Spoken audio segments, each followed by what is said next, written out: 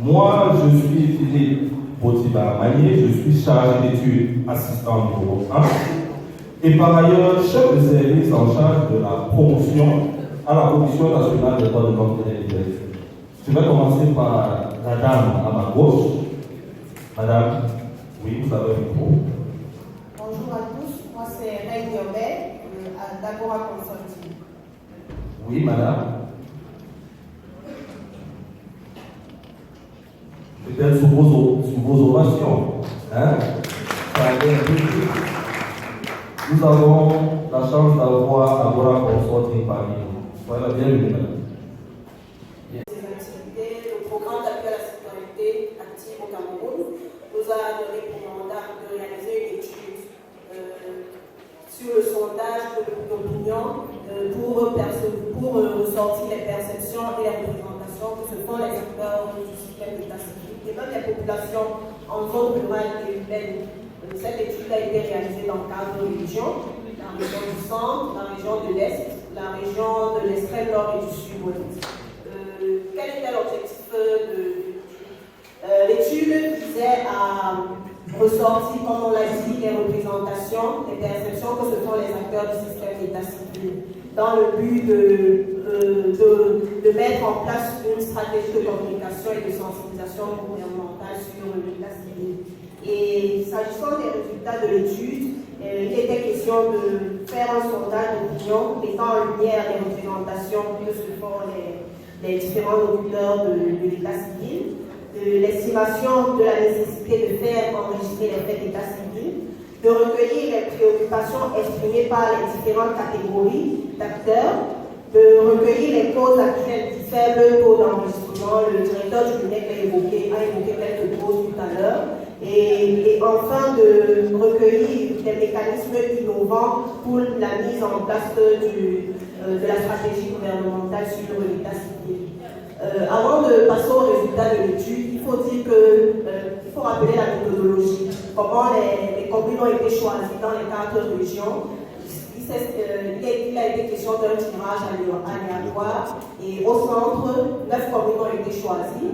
À l'est, c'était 4 communes sélectionnées, à l'extrême nord, 1 commune et au sud-ouest, 5 communes. Et quelles étaient les cibles de l'étude? Les cibles, c'était les ménages, 4 acteurs, les ménages, les centres d'état civil, les personnels de santé et les acteurs institutionnels. On a évoqué les personnels de justice qui interviennent également dans la démarche d'enregistrement des faits d'état civil. Et les directeurs d'école, notamment les directeurs d'école de l'éducation de base. S'agissant des résultats, on a évoqué les causes du faible enregistrement des faits d'état civil. Il ressort que 72%, quand on évoque les causes du sous-enregistrement du point de vue des acteurs de l'état civil, c'est-à-dire les centres d'état civil, les personnels de santé, les institutionnels même, selon eux, quelles sont les causes du sous-enregistrement? Ils ont évoqué le manque de sensibilisation. En effet, 71,6% d'acteurs de l'état civil ont évoqué le manque de sensibilisation. Ensuite, comme on le voit sur le tableau, 51,5% d'acteurs ont évoqué le manque d'éloignement des centres d'état civil. Le directeur du MINEC l'a également évoqué.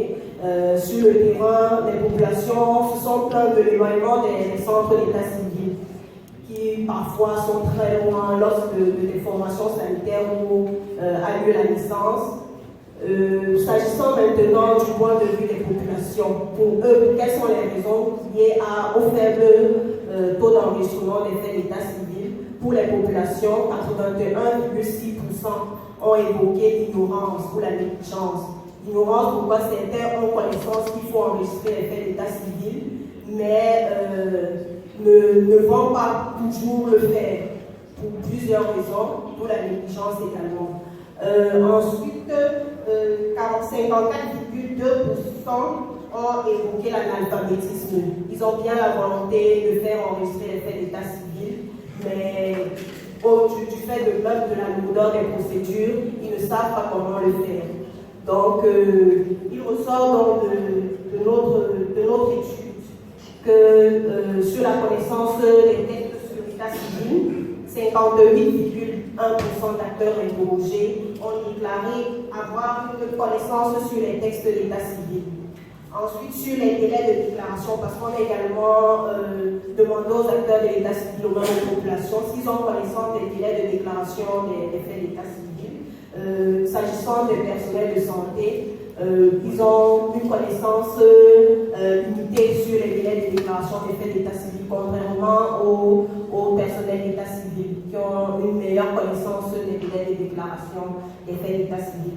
Maintenant, s'agissant du lieu d'enregistrement des faits d'état civil, cette problématique a été posée aux populations principalement si elles ont connaissance du lieu d'enregistrement des faits d'état civil.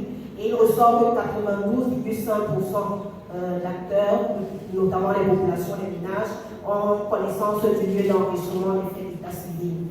Maintenant, sur les procédures d'obtention des documents d'état civil, 26,4% ont connaissance des procédures d'obtention, 23,5% s'agissant des jugements supplétifs ont connaissance des procédures, et seulement 10,3% ont connaissance des procédures pour la déclaration, pour l'enregistrement des faits d'état civil, notamment les mariages et les décès. Une petite anecdote sur la déclaration des décès. Les ménages rencontrés sur le terrain ont évoqué l'importance de la déclaration des décès. Pour eux, ce sont généralement les fonctionnaires qui déclarent les décès. Ils ne voient pas l'importance de déclarer les décès à leur sens.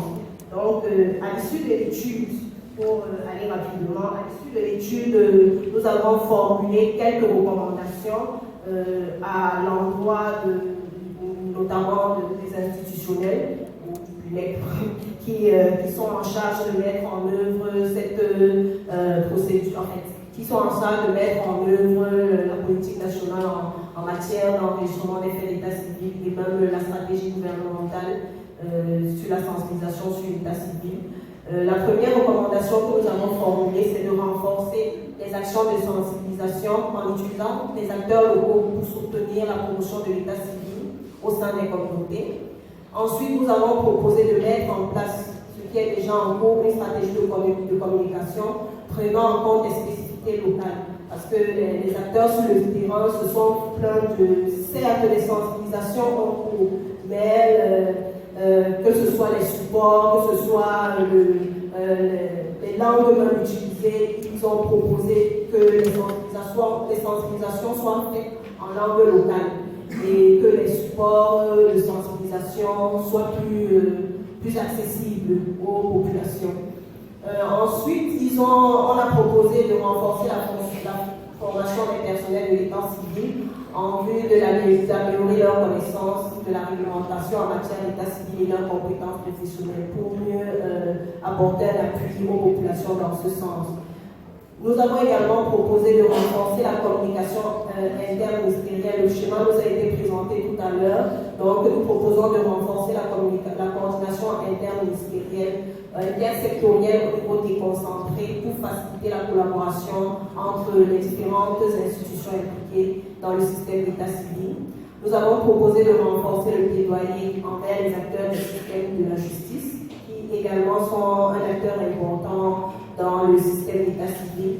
Et enfin, nous avons proposé de réprimer disciplinairement, civilement et pénalement les abus dont se rendent coupables certains centres d'état civil. On a évoqué le principe de gratuité, mais sur le terrain, ce n'est pas toujours effectif. Donc, on a proposé cette recommandation de sanctionner disciplinairement ou pénalement. Sur ce, je vous remercie.